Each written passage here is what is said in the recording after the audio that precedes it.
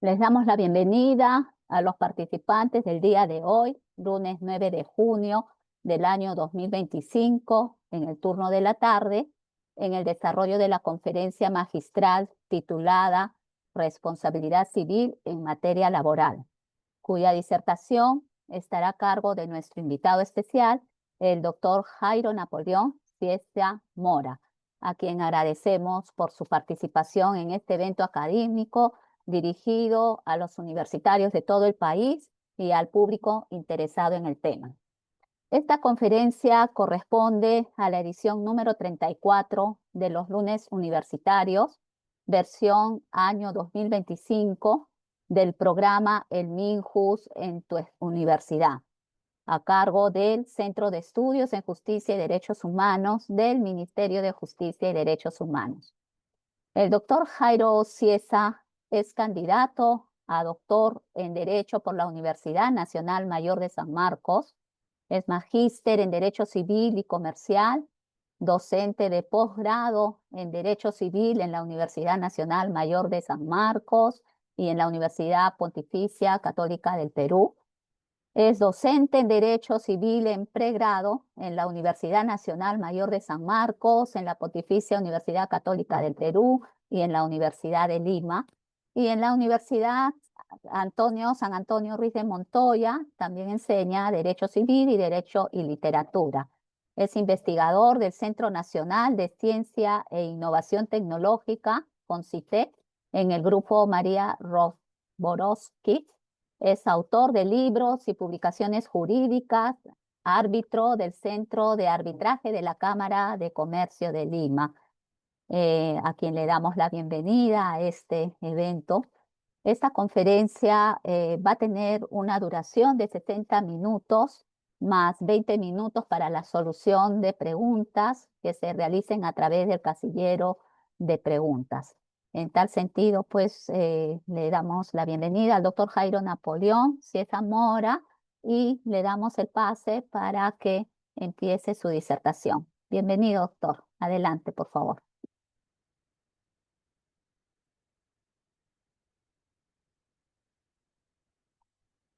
Gracias, Ana María. Bueno, en primer lugar, un agradecimiento al Ministerio de Justicia eh, y a los organizadores de este lunes universitario para tratar este interesante tema de la responsabilidad civil en materia laboral, ¿no? Bueno, me voy a conversar brevemente con ustedes con referencia algunos aspectos vinculados a la responsabilidad civil y el derecho laboral, ¿no? Bueno, en primer término, sí es importante establecer un contexto de cómo ha evolucionado el tema de la responsabilidad civil en materia laboral. La responsabilidad civil como categoría, como disciplina transversal, ha venido dialogando con una serie de disciplinas, ¿no es cierto?, dentro del derecho privado y también dentro del derecho público, ¿no? Por ejemplo, ¿no? Dialoga con el derecho del consumidor y ahí tenemos la categoría de la responsabilidad civil por productos o servicios defectuosos. Dialoga con la contratación pública y ahí tenemos la responsabilidad civil en materia de contratación pública. Dialoga, por supuesto, con el derecho ambiental y tenemos la responsabilidad civil en materia ambiental. Dialoga con la responsabilidad o con los aspectos vinculados a las malas praxis médicas, y ahí tenemos la responsabilidad civil médica, y dialoga con una serie, ¿no es cierto?, de categorías o de disciplinas que permiten eh, estructurar, digamos, una metodología bajo la cual se resuelven casos en materia de responsabilidad civil. Por supuesto, el día de hoy el motivo de la conversación es, digamos, la vinculación entre la responsabilidad civil y el derecho laboral, ¿no? Particularmente accidentes de trabajo, pero obviamente también hay otras situaciones en las cuales el derecho laboral incorpora criterios de cuantificación del daño que nos permiten a nosotros dialogar con esta disciplina del derecho público, ¿no?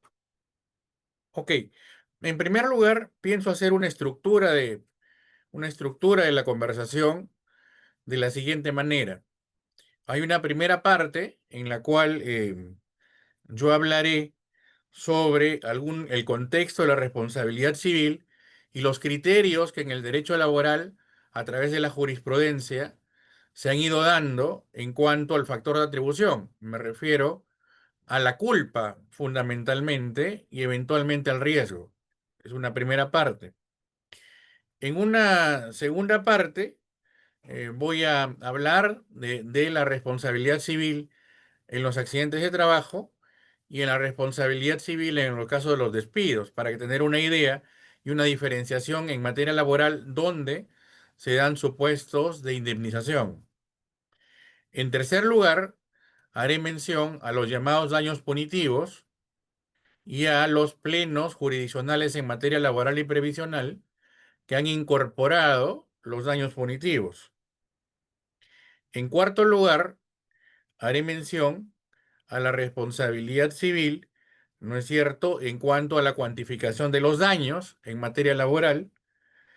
Y en quinto lugar, haré mención a la responsabilidad civil en materia de daño moral. Muy bien.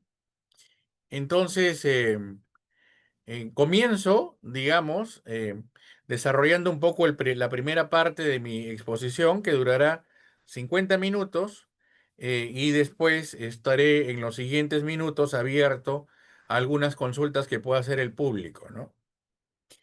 En primer lugar, la evolución de la responsabilidad civil. El profesor Guido Alpa, un profesor importante del derecho civil europeo, en materia de responsabilidad civil y contratos, hacía un estudio, una investigación a nivel del derecho europeo y particularmente italiano sobre, ¿no?, el avance de la tecnología y el avance de la ciencia y su incidencia en la jurisprudencia o en las cortes de casación italiana en materia de responsabilidad civil. Yo siempre coloco la actividad ferroviaria como uno de los actividades tecnológicas que el profesor Alpa estudió en cuanto a las sentencias en materia de responsabilidad civil en Italia. Eh, en estos casos, a partir de aproximadamente fines del siglo XIX, inicios del siglo XX, se comienza a estudiar los accidentes de trabajo en materia de una actividad como la actividad ferroviaria en los Estados Unidos. Es a partir, digamos, de las sentencias norteamericanas que el profesor Alpa hace un estudio y un análisis de cómo ha evolucionado la responsabilidad civil en cuanto a los factores de atribución. Ah, por ejemplo, a inicios del siglo XX o fines del siglo XIX, aparecen una serie de casos en los cuales hay muchos accidentes en materia ferroviaria. El motivo central era que la actividad ferroviaria en los Estados Unidos estaba comenzando.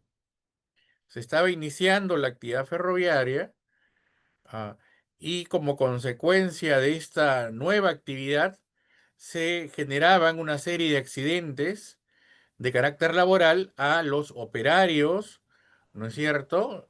Las personas que directa o indirectamente estaban vinculadas a la actividad ferroviaria y por supuesto a las víctimas que eran transeúntes o formaban parte de quienes estaban dentro de los trenes.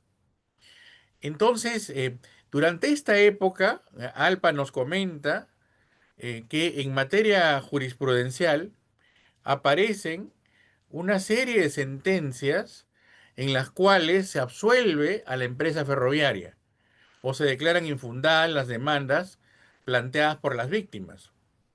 ¿Cuál era el gran criterio, digamos, si podemos resumirlo de una manera general, si podemos resumir el criterio por el cual las demandas planteadas por los operarios o por las víctimas de los accidentes de trabajo lograban, ¿no es cierto?, o tenían como resultado que sus demandas no sean amparadas. El gran criterio era en las sentencias que la responsabilidad civil solamente se va a presentar o a dar cuando exista una probanza de culpa, ¿no es cierto? Culpa comprendida de manera también bastante genérica, eventualmente como la negligencia, la impericia o la imprudencia o las malas artes en esta actividad. Muy bien. Entonces, el gran criterio, digamos, que orienta las sentencias de inicios del siglo XX es el criterio de no hay responsabilidad sin culpa. Es un gran criterio, un primer criterio, criterio original. Claro, porque la actividad ferroviaria, al ser una actividad nueva en el mercado, tenía pues que desarrollar la tecnología, ¿no? La ciencia en esta actividad a fin de que pueda mejorar su funcionamiento en el mercado, a fin de que pueda ser más eficiente y más útil a las actividades y al servicio que va a prestar a los consumidores. Entonces, era necesario, ¿no? Era necesario que exista de alguna forma algún incentivo que permite el desarrollo de esta actividad tecnológica. Por supuesto, hubiera sido contrario a los intereses de la actividad ferroviaria que estén permanentemente otorgando indemnizaciones a las víctimas de su inicial actividad económica. Ese es el motivo por el cual el criterio de los jueces de las Cortes de Casación italiana fue fundamentalmente no hay responsabilidad sin culpa. Entonces, como la probanza y la culpa era sumamente compleja por parte de los damnificados o las víctimas, en ese caso eh, se tenía que acreditar una probanza sumamente exigente. Por lo tanto, generalmente no se lograba ese estándar de culpa exigido y las demandas eran declaradas infundadas. De la misma manera, lo que aducían las empresas ferroviarias es que estamos ante situaciones del llamado riesgo del desarrollo, ¿no? Es decir, es una actividad que está comenzando, no hay un desarrollo todavía de carácter tecnológico y los riesgos o los daños que se produzcan como consecuencia de la actividad son producto de su juventud, ¿no es cierto? Son producto del inicio de esta actividad en el mercado. Sin embargo, ya aproximadamente a mediados del siglo XX aparece, por supuesto, un desarrollo importante a nivel tecnológico y a nivel científico de la actividad ferroviaria y como consecuencia de este avance tecnológico es mucho más sencillo prever los daños, evitar los daños, ser mucho más eficiente, digamos, en el manejo de la actividad producto casualmente del desarrollo de carácter tecnológico científico de la misma actividad. Los jueces de las cortes italianas o de las cortes norteamericanas eh, comienzan a utilizar otro gran criterio, ¿no? El criterio de la llamada culpa presunta. La culpa presunta, es decir, no se elimina el análisis de la culpa por parte de la actividad o la empresa ferroviaria, sin embargo, se invierte la carga de la prueba, ¿no es cierto? Ya no hay que probar la culpa o acreditar la culpa de la empresa ferroviaria. Simplemente se presume la culpa de la empresa y por lo tanto quien quiere tiene que acreditar más bien su ausencia de culpa es la empresa. ¿Por qué? Porque responde a otro momento económico, responde a otro momento de carácter tecnológico en la evolución de esta actividad. Y por lo tanto, y por lo tanto, tenemos ahí un caso o un supuesto en el cual se facilitan las cosas a la víctima, se facilitan las cosas a los sujetos damnificados, que no tienen que probar o acreditar la culpa, sino que la culpa ya se está presumiendo, porque así lo van determinando las sentencias de las cortes norteamericanas de esa época, ¿no? Entonces hay un segundo gran criterio, ¿no? Un segundo gran criterio que tiene que ver con la culpa presunta en esta actividad. Bueno, a fines del siglo XX e inicios de este siglo, la actividad ferroviaria en los Estados Unidos tiene pues un desarrollo vertiginoso. Y por lo tanto, los niveles de tecnología computarizada, los niveles de criterios de manejo de la actividad ferroviaria a través de la informática o a través de los mecanismos computarizados de control de vías, de trenes, ¿no es cierto? Y de ferrocarriles, es mucho más sofisticado, mucho más moderno. Y por lo tanto, el criterio de las cortes americanas va a ir variando, ¿no es cierto? Va a ir cambiando. El gran criterio a partir de las últimas décadas es el criterio del riesgo, particularmente del riesgo creado.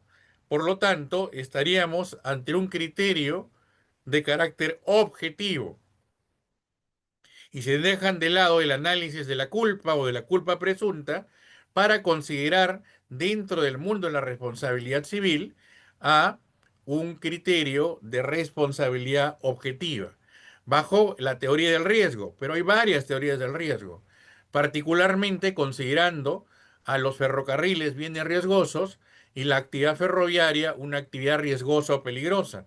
Por lo tanto, el factor de atribución es el factor de atribución objetivo. La pregunta sería, ¿no? ¿A título de qué se responde?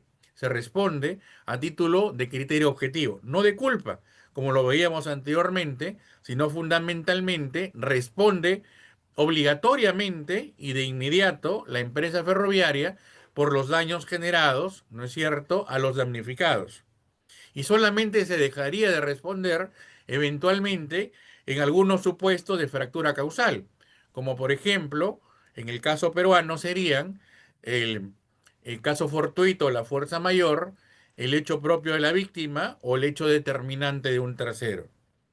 Muy bien, este análisis jurisprudencial que hace el profesor Guido Alpa en esta actividad ferroviaria nos sirve a nosotros como un elemento para poder comprender cómo el avance de la ciencia, de la tecnología y de una actividad económica en el mercado tiene un correlato en el desarrollo jurisprudencial y en el desarrollo jurídico de una disciplina como la responsabilidad civil.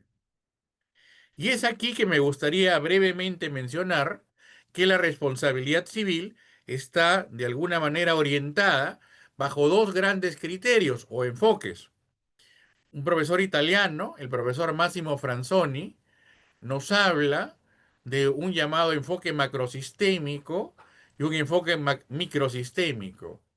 En el caso peruano, en la evolución de la responsabilidad civil, el profesor Gastón Fernández Cruz nos ha hablado de ciertos criterios o enfoques diádicos y también microsistémicos. En el caso también de la responsabilidad civil a través de los costos de los accidentes, el profesor Guido Calabresi, por ejemplo, para mencionar este gran jurista norteamericano de la Universidad de Yale, nos habla de los costos que deben internalizarse para evitar accidentes, ¿no? Los costos primarios, secundarios o terciarios. ¿A qué voy? A que este enfoque macrosistémico que yo he tratado, ¿no es cierto?, de mencionar en mi primer ejemplo de la actividad ferroviaria, tiene que ver con que la responsabilidad civil va de alguna manera orientando, incentivando, generando eh, incentivos de carácter eficiente para que determinadas actividades económicas en el mercado puedan ir desarrollándose. Y así hemos visto cómo se pasó de la responsabilidad básicamente basada en la culpa a la llamada culpa presunta y a la responsabilidad objetiva. Lo mismo pueden ser analizarse actividades en el mercado bajo estos criterios de evolución. Por ejemplo, en materia de accidentes de trabajo, o en materia de responsabilidad médica, o en materia de productos defectuosos, o en materia de responsabilidad civil y medioambiental. o en materia de responsabilidad civil de la persona jurídica. Entonces, vamos a analizar particularmente estos criterios en función a las actividades en el mercado. Y por supuesto, reitero, el análisis macrosistémico que he mencionado tiene como elemento central el permitir o el incentivar actividades eficientes en el desarrollo de una actividad económica para beneficio de la sociedad en su conjunto y para el desarrollo del tráfico mercantil, del tráfico jurídico, ¿no es cierto?, de libre cambio, ¿no? Y por lo tanto de una economía liberal capitalista. Eso en primer lugar. Y habría un enfoque microsistémico que ya evalúa los casos en particular, en donde se tienen que evaluar los elementos de la responsabilidad civil. O sea, la imputabilidad, la antijuridicidad, el daño, el factor de atribución y la relación de causalidad. Muy bien, quería hacer este contexto para que puedan ustedes comprender que cualquier tipo de actividad, incluyendo los accidentes de trabajo o en el mundo laboral, tiene que tener como marco teórico estos enfoques y estas funciones de la responsabilidad civil.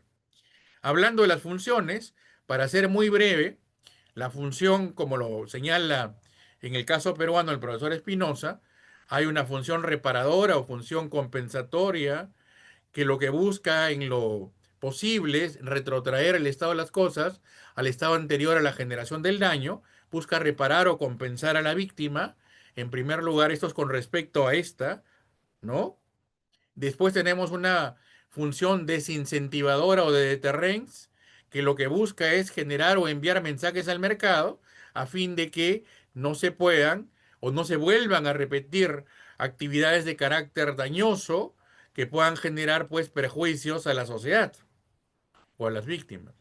Entonces tenemos ahí esta función desincentivadora, está de alguna manera en concordancia con la sociedad. Y en tercer lugar, tenemos una función punitiva de la responsabilidad civil, en la cual lo que se busca es sancionar, penar, ¿no es cierto? A básicamente el sujeto dañante, ¿no? En este caso, la empresa o el empleador, ¿no? Es una función punitiva de la responsabilidad civil. Muy bien, ahora, dicho esto con respecto a enfoques y funciones, en segundo lugar, en materia del mundo laboral, esto ha tenido una evolución importante en los últimos años, ¿no? En primer lugar, debemos decir un tema sobre la competencia. Generalmente cuando había un problema vinculado a accidentes de trabajo o enfermedades ocupacionales, ¿no? O a daños derivados de un despido arbitrario, de un despido incausado, de un despido fraudulento, ¿no es cierto? De un despido nulo, generalmente esos asuntos se veían en el mundo del derecho civil, en el mundo de los jueces civiles. Sin embargo, es a partir del Código Procesal Laboral, ¿no es? Fundamentalmente, y de otras normas de carácter laboral, que hace ya algunos años la responsabilidad civil y la competencia en materia de responsabilidad civil en materia laboral se ve directamente por los jueces laborales. Por lo tanto, ¿no es cierto? Los jueces laborales tienen que ser mucho más cuidadosos, tienen que conocer las categorías más importantes de la responsabilidad civil, tienen que manejar muy bien lo correspondiente a la tutela resarcitoria y, por lo tanto, ya con ese bagaje de carácter técnico, digamos, en materia de responsabilidad civil, pueden resolver casos que deriven de los accidentes de trabajo y otros en el mundo laboral. Así que este es un tema importante en cuanto a la competencia. En segundo lugar, ¿no? En segundo lugar, es importante que ustedes conozcan, ¿no? Es importante que ustedes conozcan que en materia de accidente de trabajo es sumamente complejo, ¿no es cierto? Porque es interesante ubicarnos primero en cuanto a las normas en materia laboral, en materia de accidente de trabajo. Yo quisiera mencionar básicamente dos, por lo menos. La primera es la Ley de Seguridad Social y Salud en el Trabajo, La segunda tiene que ver con los seguros, particularmente con el seguro complementario de trabajo de riesgo. Por un lado, en cuanto al mundo de los accidentes de trabajo y también a las enfermedades ocupacionales. Y para el caso en el mundo laboral, por ejemplo, de los despidos incausados, fraudulentos, nulos o arbitrarios, tenemos la Ley de Productividad y Competitividad Laboral, el 728, su reglamento, ¿no es cierto? Y otras normas vinculadas a este, el derecho individual del trabajo, ¿no? Así que el mundo normativo, en esta segunda parte, a mí me parece también relevante tomarlo en consideración. Podríamos hablar de actividades, por ejemplo, en minería, sobre todo en actividades extractivas. Podríamos hablar de actividades en petróleo. Podríamos hablar de actividades extractivas como la energía.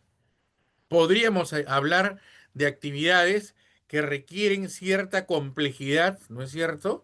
Y requieren cierta especialidad y que están muy cerca a actividades que tengan un vínculo o una situación de carácter riesgoso. Pienso, por ejemplo, en actividades de construcción civil o en actividades, ¿no es cierto?, que se llevan a cabo a través de un contexto sumamente complejo y riesgoso. En ese tipo de situaciones, por supuesto que la responsabilidad civil por accidentes de trabajo entra, ¿no es cierto?, a tallar. Eso en primer lugar. En segundo lugar, es interesante mencionar que también en el mundo laboral hay una serie de casos en materia de jurisprudencia en daños generados como consecuencia de despidos, ¿no es cierto? Despidos que pueden ser, reitero, arbitrarios, y ahí tenemos un mundo en materia de despido arbitrario, solamente que ahí hay una indemnización tasada. La indemnización tasada la encontramos en el decreto legislativo 728, la ley de productividad y competitividad laboral, en la cual se establece pues un máximo, ¿no?, de 12 remuneraciones hasta por un sueldo y medio. Entonces, ahí ya hay una indemnización tasada. Por lo tanto, el despido arbitrario en nuestro ordenamiento jurídico está permitido. Lo mismo no sucede con otros despidos, como por ejemplo el despido incausado, el despido fraudulento, el despido nulo, en el cual eventualmente procede también la reposición, sino que la jurisprudencia habría creado, a través de ciertos mecanismos, habría creado una forma de tutela resarcitoria. Ya lo veremos en un momento. Tanto en la responsabilidad civil por accidentes de trabajo, ¿no es cierto? Piénsese en una actividad minera, ¿no? En donde, por ejemplo, este, en el mundo laboral, eh, enfermedades como la neumoconiosis, ¿no? Que son enfermedades básicamente en actividad minera, por ejemplo, a socavón, son muy recurrentes. Piénsese en ese tipo de enfermedades ocupacionales, ¿no? O pienses en actividades mineras en las cuales se producen accidentes de trabajo por la utilización o la manipulación de instrumentos que son característicos de la actividad minera o, ¿no es cierto?, la manipulación de máquinas que son características de la actividad minera, o la propia actividad que tiene que ver, pues, con el rompimiento de estructuras o el rompimiento de ciertos zócalos de carácter geológico, ¿no? Dinamita, por ejemplo. Entonces, este tipo de accidentes se da, ¿no?, dentro de la actividad minera.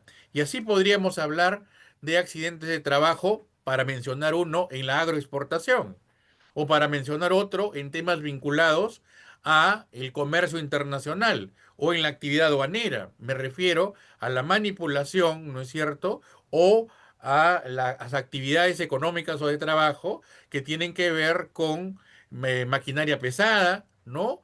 Con la utilización de containers y una serie de mecanismos que generan por su propia naturaleza un riesgo, ¿no?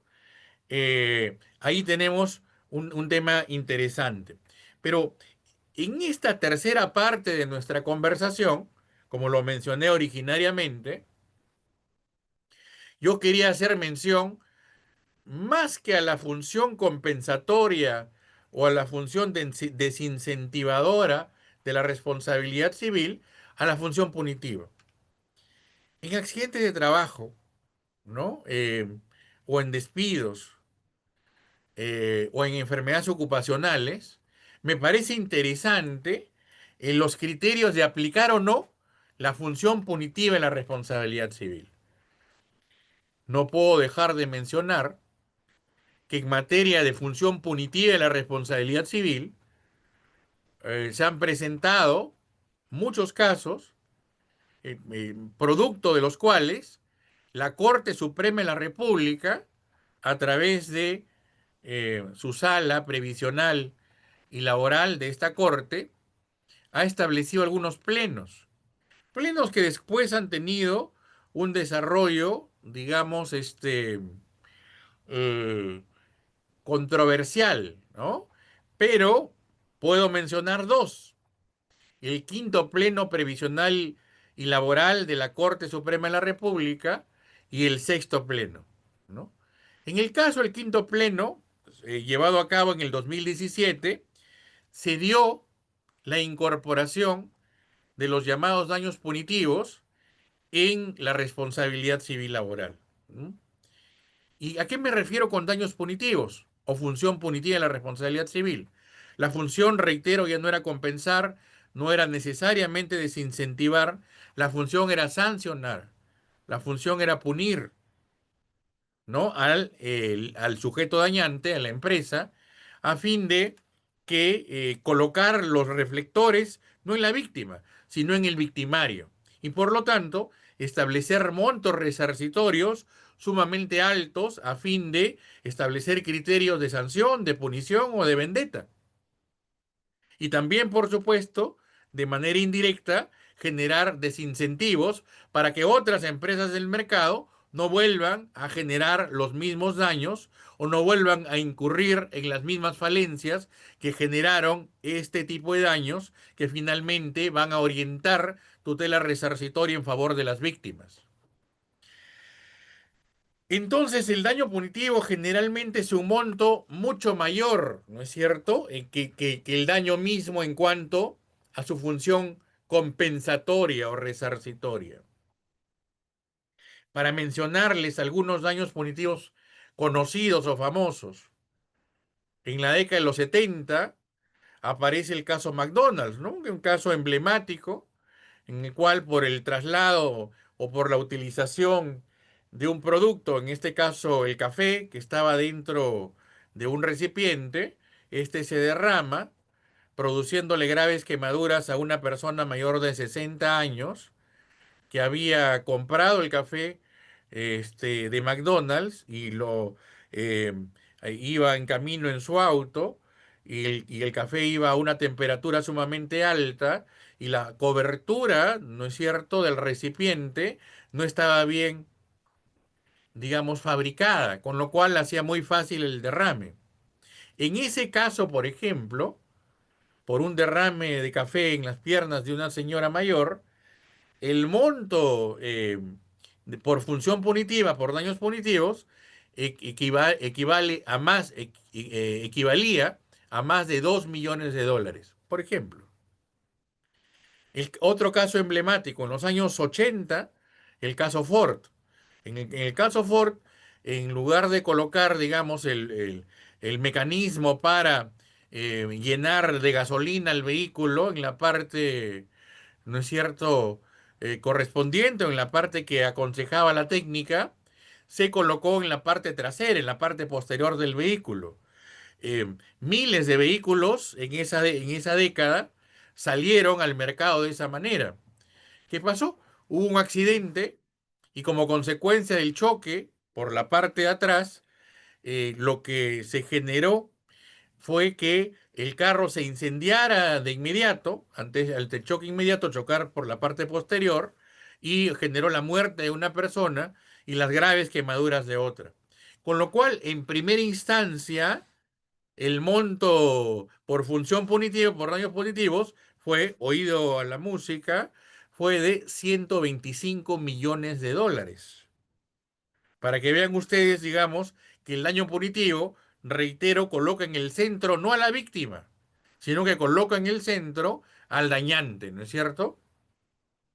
Muchos casos en materia de daños punitivos en el sistema norteamericano me permiten a mí decir que los criterios para aplicar la función punitiva o los criterios para aplicar los llamados daños punitivos tienen que tener como presupuesto el conocimiento de la evolución jurisprudencial, de la evolución histórica, ¿no es cierto?, de la evolución jurídica de los daños punitivos en su hábitat, en su origen, es decir, en el sistema angloamericano. Pero no, debo decir que el criterio utilizado en el caso peruano fue bastante controversial, por lo decirlo de alguna manera, y lo que se hizo fue incorporar los daños punitivos en el pleno a nivel jurisprudencial, no normativo, sino jurisprudencial. Y el quinto pleno estableció que los jueces de carácter laboral deberán, ¿no es cierto?, establecer daños punitivos en materia de despidos incausados y fraudulentos. Con lo cual, se estaba tergiversando, digamos, el desarrollo o la aplicación de los daños punitivos en cuanto a una correcta interpretación de la categoría de función punitiva de la responsabilidad civil. Muy bien, el profesor Héctor Campos, en un trabajo interesante, señala que lo que quiso la Corte realmente era colocar indemnización tasada, por eso establece un límite para daños punitivos, en tipos de despido que no tenían indemnización tasada. Se refería a los despidos incausados o fraudulentos. Y que realmente ese era el principal motivo, pero que de punitivos no tenían nada. Es más, la función punitiva dentro de los cuales se pueden estructurar los daños punitivos, no establecen un tope máximo, como sí lo hace el quinto pleno. El sexto pleno en materia previsional y laboral vuelve a reconfirmar los llamados daños punitivos. La verdad, manifiesto mi discordancia con esta forma de incorporar los daños punitivos, como yo lo he dicho, con forceps al sistema judicial peruano, cuando esto debería ser más bien materia, ¿no es cierto?, de una previsión de carácter legislativo, y no de una manera superficial, este, epidérmica, ¿no es cierto?, para aplicar daños punitivos por un pleno casatorio sin un conocimiento del desarrollo de los mismos en su lugar de origen, el sistema angloamericano. Muy bien, pero ya la Corte Suprema finalmente ha dejado sin efecto, digámoslo así, a partir del 2023 aproximadamente, digamos, estos daños punitivos incorporados al Perú a nivel de jurisprudencia de la Corte Suprema en materia previsional y laboral. Muy bien. Allí tenemos un intento, digamos, de la Corte Suprema Peruana para instaurar en materia laboral los llamados daños punitivos o función punitiva. Lo cual yo no considero que la función punitiva deba dejarse de lado. Creo que en algunos supuestos relevantes o muy importantes, considero que la función punitiva debería, ¿no es cierto?, debería tomarse en consideración para ser aplicada en el Perú. Pero de ninguna manera, bajo la forma o la manera o el mecanismo que la Corte Suprema lo ha hecho en el 2017. Muy bien. Ahora, como un cuarto punto de lo que yo había pronosticado decir al inicio de esta conversación con ustedes, sí me parece interesante, ¿no es cierto?, mencionar cómo funciona la responsabilidad civil en materia de los llamados daños, ¿no? Y particularmente, si uno ve supuestos de responsabilidad civil por despidos, supuesto de responsabilidad civil por accidente de trabajo, supuesto de responsabilidad civil por enfermedades ocupacionales, ¿Cuáles son los criterios, no es cierto, para cuantificar los daños no patrimoniales? Muchas veces los daños no patrimoniales es lo principal en materia de tutela resarcitoria. El llamado daño moral, el llamado daño a la persona, el llamado daño al proyecto de vida, son categorías que han ido, ¿no es cierto?, recorriendo nuestra jurisprudencia desde el momento en que los jueces laborales, como comenté hace un rato, ya tienen competencia. Entonces, ahí tenemos algunos criterios que los civilistas hemos comentado en su momento, ¿no es cierto?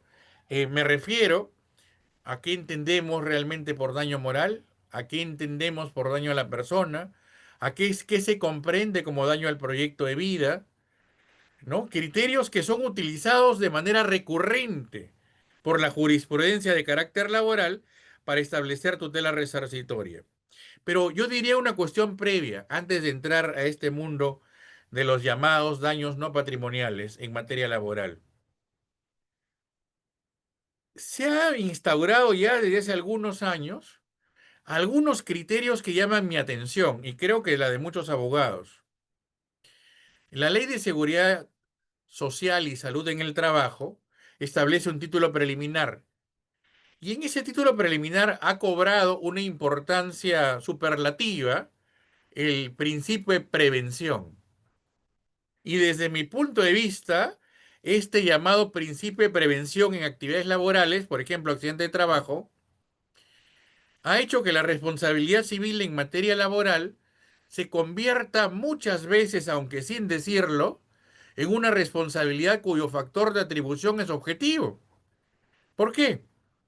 Porque bajo este criterio de prevención, de manera recurrente están resolviendo los jueces de nuestra Corte Superior y Suprema, la empresa o el empleador tiene que colocarse en diversos supuestos, inclusive en los supuestos que involucren la supervisión del cumplimiento, ¿no?, eh, por parte de los empleados o trabajadores del cumplimiento de la utilización de los mecanismos o instrumentos de protección de su integridad y salud física.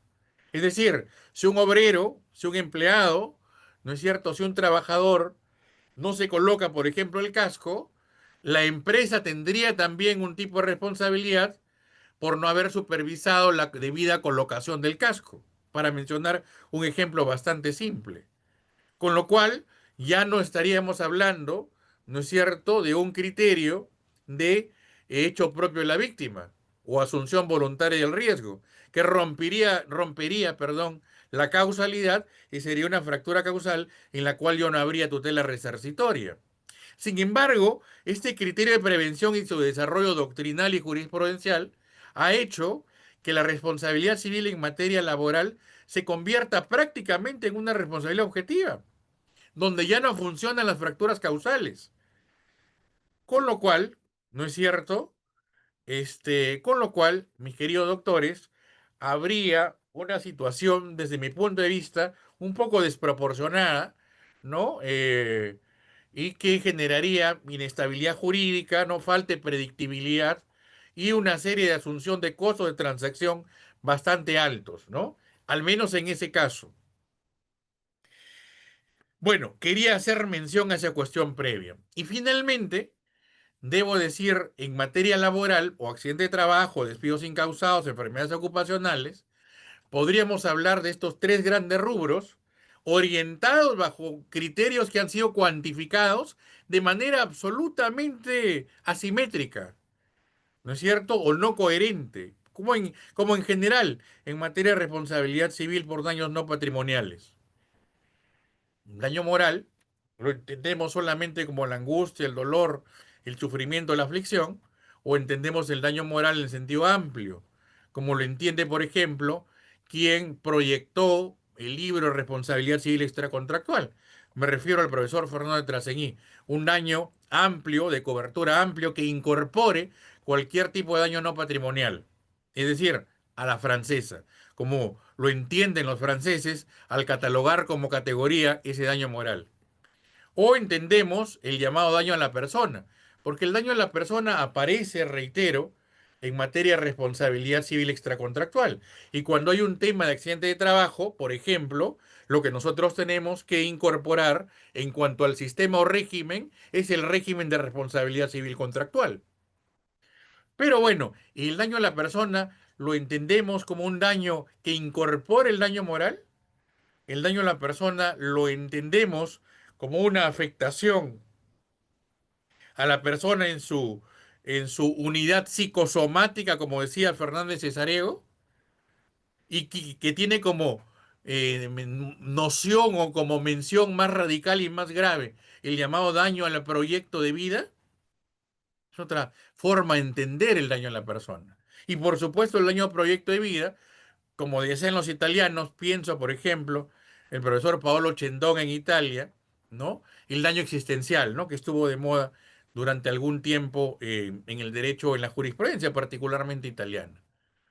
Porque en el caso italiano, que ha tenido algún tipo de repercusión en las últimas décadas en el Perú, hay una serie de categorías o de daños o de nombres, digamos, o de voces del daño no patrimonial, sin tener ellos un esquema muy rígido en cuanto a categorías legislativas, porque sus voces de daño no patrimonial están dejadas o orientadas a la jurisprudencia, a diferencia del caso peruano, que en materia no patrimonial tiene el daño moral y el daño a la persona, ¿no? No hablemos en este momento del daño emergente y del lucro cesante, que sería, digamos, muy largo, ¿no?, de comentar. Pero en cuanto al daño no patrimonial, testimoniamos que en materia de responsabilidad civil contractual y en concordancia con la Ley de Seguridad y Salud en el Trabajo, con los seguros complementarios de trabajo de riesgo y con algunas otras normas de carácter moral, estarían orientados a la responsabilidad civil contractual y por lo tanto, bajo el criterio del artículo 1322 del Código Civil, hablaríamos en concreto del llamado daño moral. Muy bien, como les dije hace un momento, quise mencionar, digamos, ¿no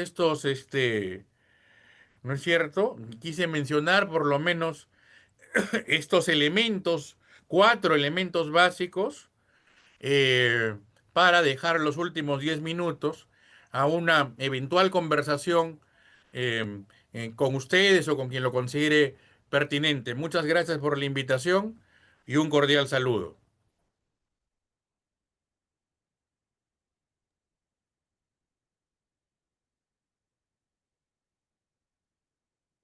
Muchísimas gracias, doctor Jairo Napoleón Siesta Mora, por su excelente disertación sobre el tema de responsabilidad civil en materia laboral. A continuación, vamos a dar pase a la etapa de preguntas y tenemos algunas muy interesantes. El primero que le voy a leer, doctor, es un caso y bueno, esperamos su respuesta.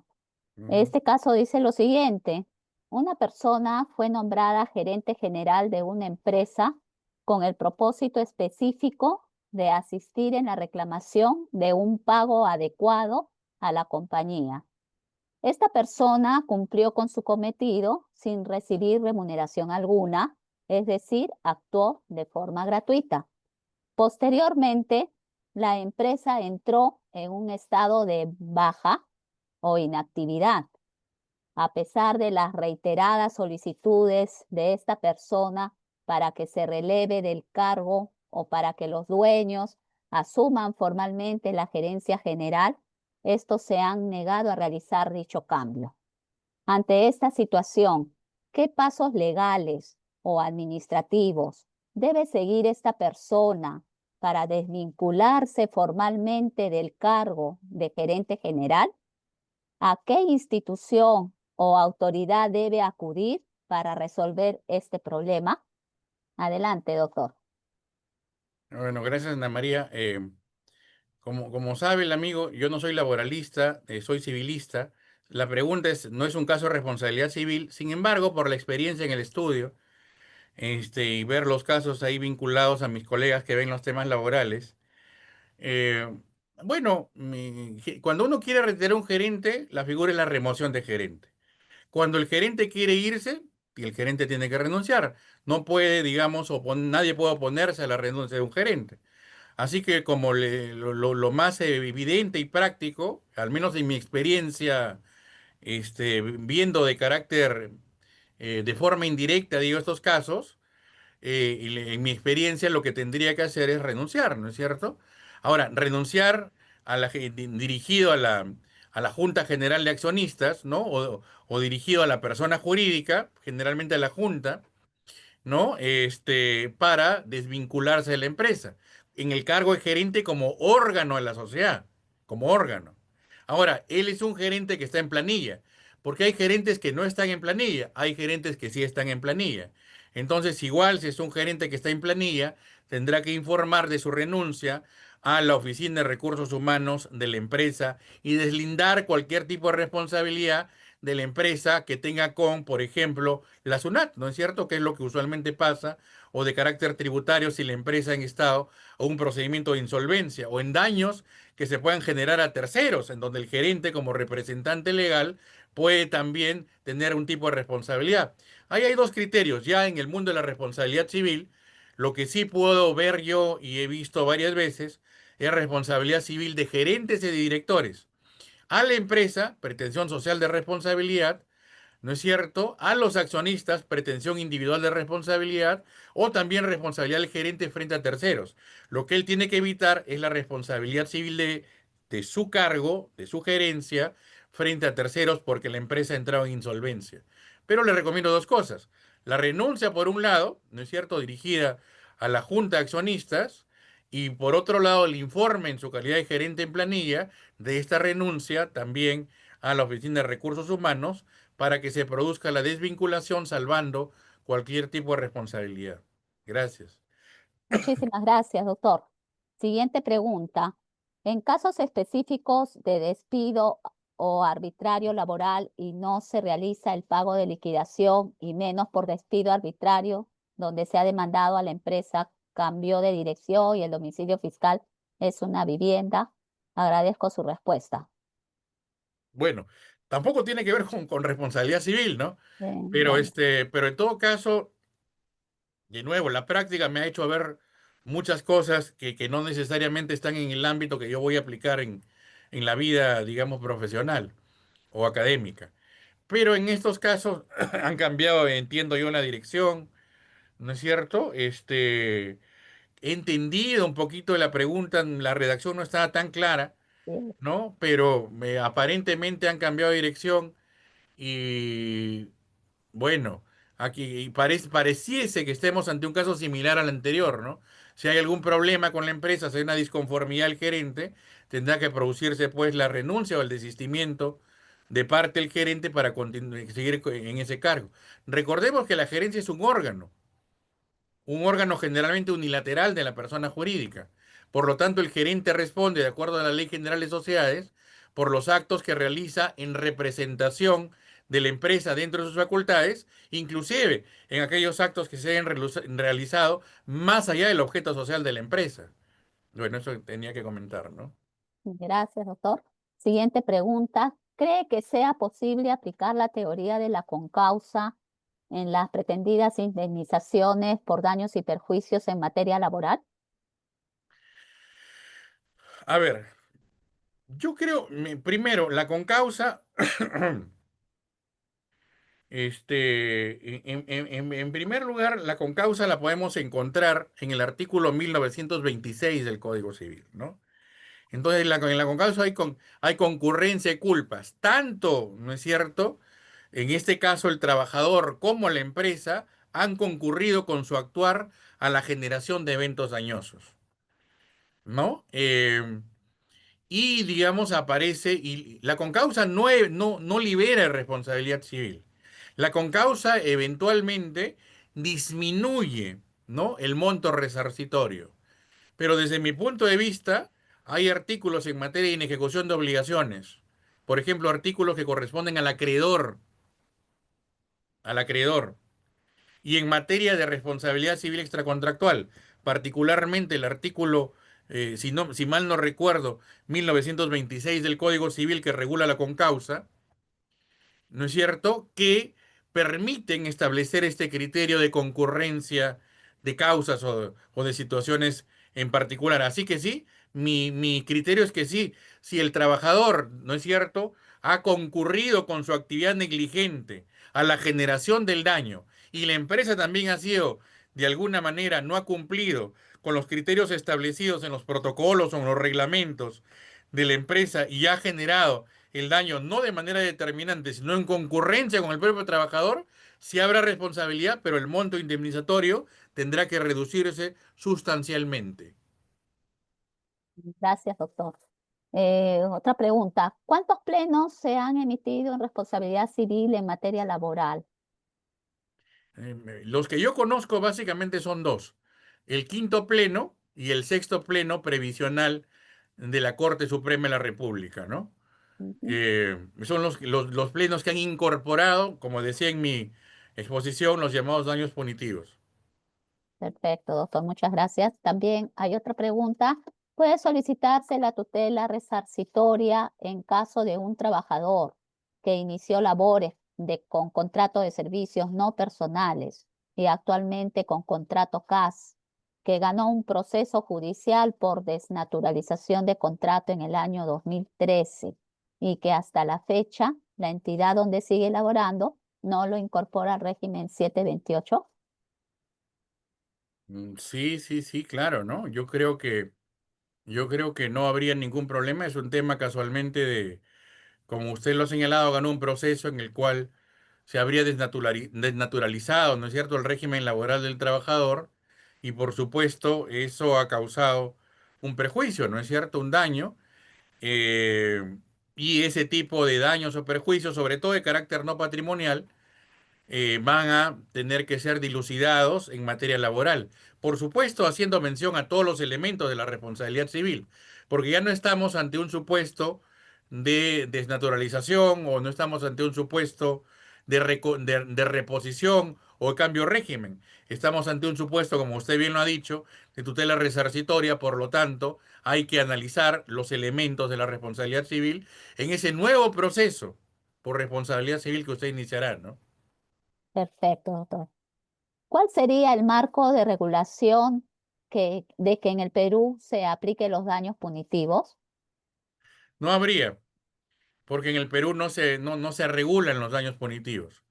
¿No es cierto? No. Yo creo que lo que hay que hacer, como ya se ha iniciado, es un debate frondoso, ¿no? En algunos casos sumamente riguroso, de cómo los daños punitivos se dan en donde nacieron, en el sistema angloamericano, cómo se Ujú. aplican o no aplican en el derecho continental o europeo y cómo se vienen aplicando en algunos países de América Latina y particularmente donde hay más experiencia jurisprudencial. Pero yo creo que sí debe ser materia de un reconocimiento legislativo, de darse el caso. Perfecto. Siguiente pregunta. ¿En la responsabilidad civil en materia laboral se mantendrá la regla de inversión de la carga de la prueba cuando hay un accidente laboral? A ver, en responsabilidad civil por accidentes de trabajo, tratándose de un caso de responsabilidad civil contractual, ¿no es cierto? De carácter contractual. Por lo tanto, el artículo 1322 del Código Civil establece que la carga de la prueba, ¿no? La carga de la prueba corresponde al sujeto dañado, es decir, al demandante. Es el demandante quien tiene la carga de la prueba en materia de responsabilidad civil por accidente de trabajo. Y por lo tanto, esa debe ser el criterio. El criterio que menciona usted es el criterio que está ubicado en responsabilidad civil extracontractual.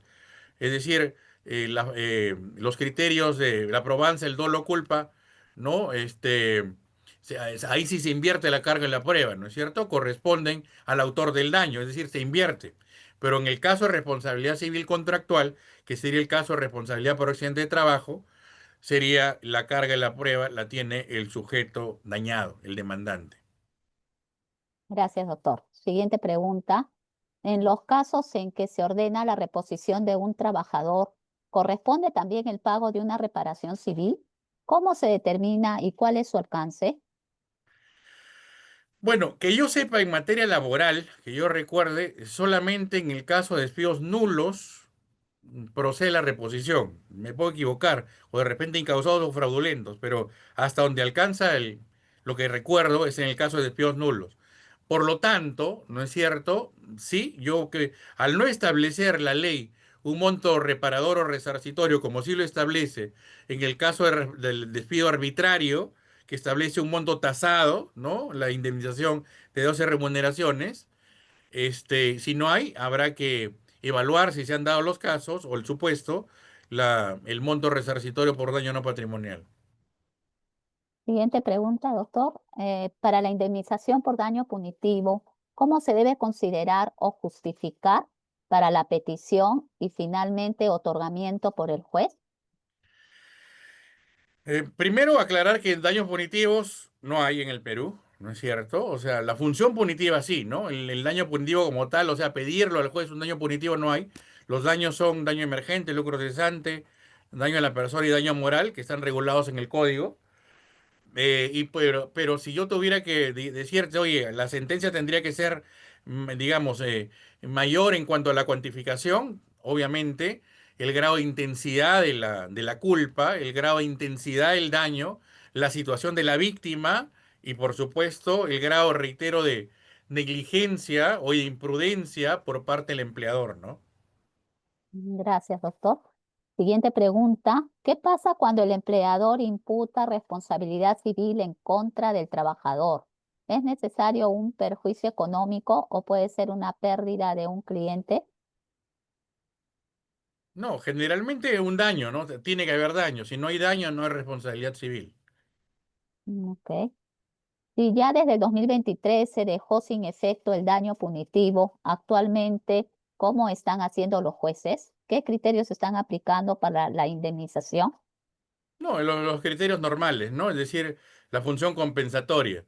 Es decir, valorizan, cuantifican daño patrimonial y daño no patrimonial, ¿no? Como siempre, pero ya dejando de lado, como usted bien dijo, el llamado daño punitivo, ¿no? Ujú. ¿Qué plazo prescriptorio aplica para los daños revisados? ¿El plazo civil de 2 años o el laboral de 4 años? ¿Y desde cuándo se computa?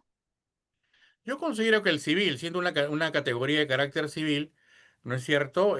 Sería en materia de responsabilidad por inejecución de obligaciones, que sería el caso de contractual, serían 10 años, salvo que haya una norma especial, ¿no? O en el caso, bueno, la responsabilidad contractual son 2 años de plazo, ¿no? Pero considero, reitero, salvo que haya una norma especial, que el plazo prescriptorio debería ser el de responsabilidad civil por inejecución de obligaciones. Gracias, doctor. Siguiente pregunta. ¿Cómo se evalúa la proporcionalidad entre el daño causado y la indemnización impuesta bajo criterios punitivos en materia laboral? ¿Qué riesgos existen de que el uso del sistema punitivo distorsione la motivación jurídica en casos de responsabilidad civil laboral? Bueno, los criterios de la Corte fueron bastante exiguos, ¿no? Yo me atrevería a decir que no hubo ningún criterio, simplemente se impuso el daño punitivo, pero no se explicó por qué y cuál sería la razón para imponerlo. Así que, digamos, si la Corte no dijo nada, digamos, no podría especular de lo que la Corte no dijo. Además, como reitero, eso ya se dejó de lado desde el 2023. Ahora, obviamente, si uno quiere establecer daños punitivos, hay una serie de elementos, ¿no es cierto?, que son propios de los daños punitivos, que corresponden al derecho anglosajón, fundamentalmente, al derecho norteamericano. Por ahí podríamos de repente comenzar a evaluar un poco la cuantificación del mismo, ¿no? Gracias, doctor. Otra pregunta, el ejemplo de que la tecnología va primero y el desarrollo jurisprudencial después es interesante en Perú. Ya ha llegado la inteligencia artificial como puesto de trabajo con potencial de investigar, por no decir afectar y vulnerar la capacidad privada de las personas, consumidores. ¿Qué material legal se puede usar actualmente para limitar ese tipo de trabajos? Bueno, eso sí no es de mi especialidad, porque es su especialidad de abogados que ven temas de inteligencia artificial, pero definitivamente inteligencia artificial es transversal, ¿no? O Ujú. sea, hay un tema de responsabilidad civil seguramente vinculado a temas de inteligencia artificial, por supuesto, pero ahora cómo vincularlo con el derecho laboral ya es otro tema, ¿no? Pero me imagino que como una nueva tecnología ¿no? El derecho y las nuevas tecnologías de la inteligencia artificial, también pues habrá algunas situaciones de menoscabos indirectos, ¿no? Al mundo laboral, al mercado laboral, que son situaciones que la propia tecnología nos trae, ¿no? Ya habrá, será materia de análisis de aquellos que manejan los temas de inteligencia artificial, ¿no? Gracias, doctor. ¿Qué opinión le merece sobre una casación laboral reciente que establece que si ya se obtiene una indemnización tarifada, ya no le corresponde indemnización por daños patrimonial y extrapatrimonial? Bueno, lamentablemente es así, ¿no? La ley así lo establece, ¿no? Entonces, si hay una indemnización tasada, ya no hay nada que hacer, creo yo, ¿no? Por ejemplo, el despido arbitrario es un despido que nace en el año 93, después de que el gobierno de Fujimori establece las normas de productividad y competitividad laboral para incentivar, digamos, el mercado y generar menos costos de carácter laboral. Así que si hay una indemnización tasada, ya no veo la posibilidad de ir a hablar de daño moral o daño a la persona a otro lado, ¿no? Gracias, doctor. Este participante dice, ¿por qué no legislar cuantía tasada para el daño moral para evitar cuantías irrisorias como indemnización? ¿Por qué? Porque cada caso es distinto, pues, ¿no? Cada caso es Ujú, distinto. Imagínate un trabajador que pierde la vida. No es lo mismo que un trabajador que pierde el meñique, ¿no?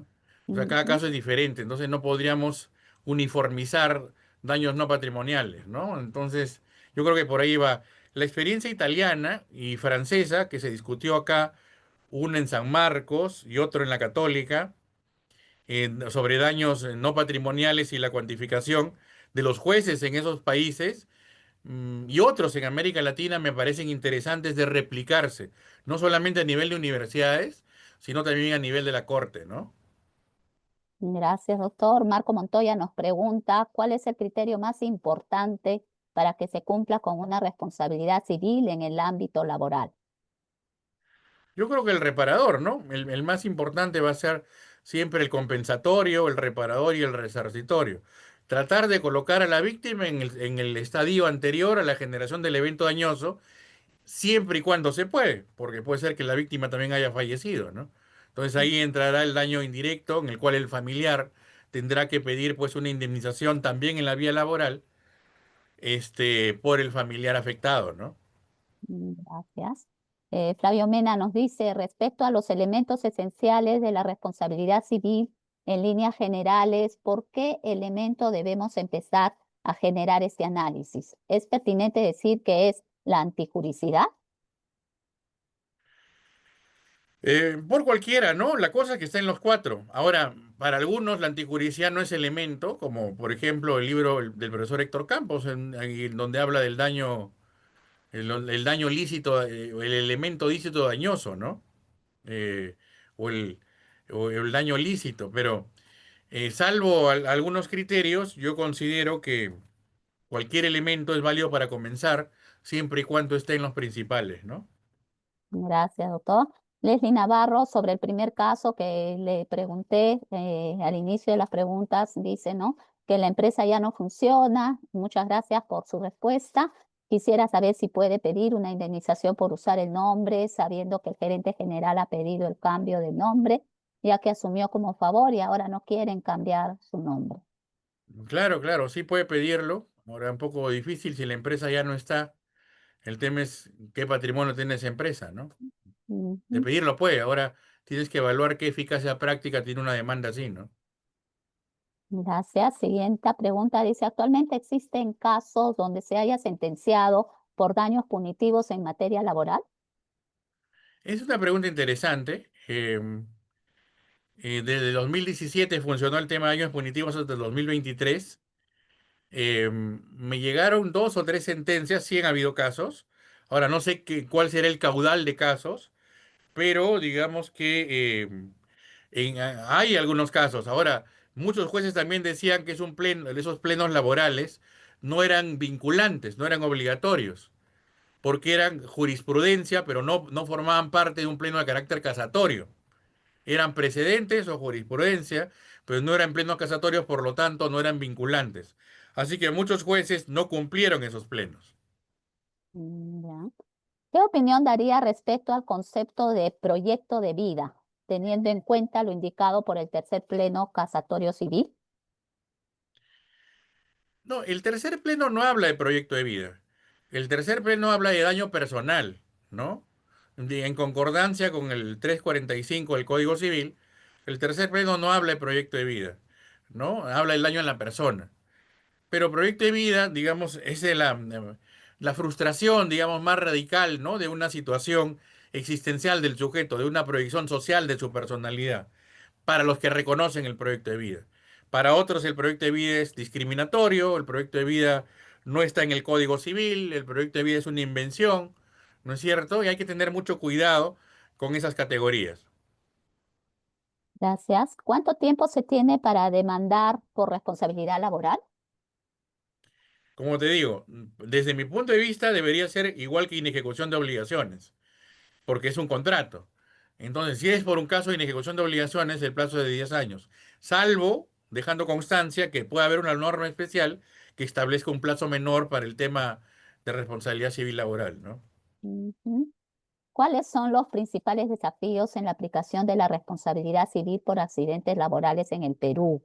¿Y cómo afectan las normas actuales la protección de los derechos de los trabajadores?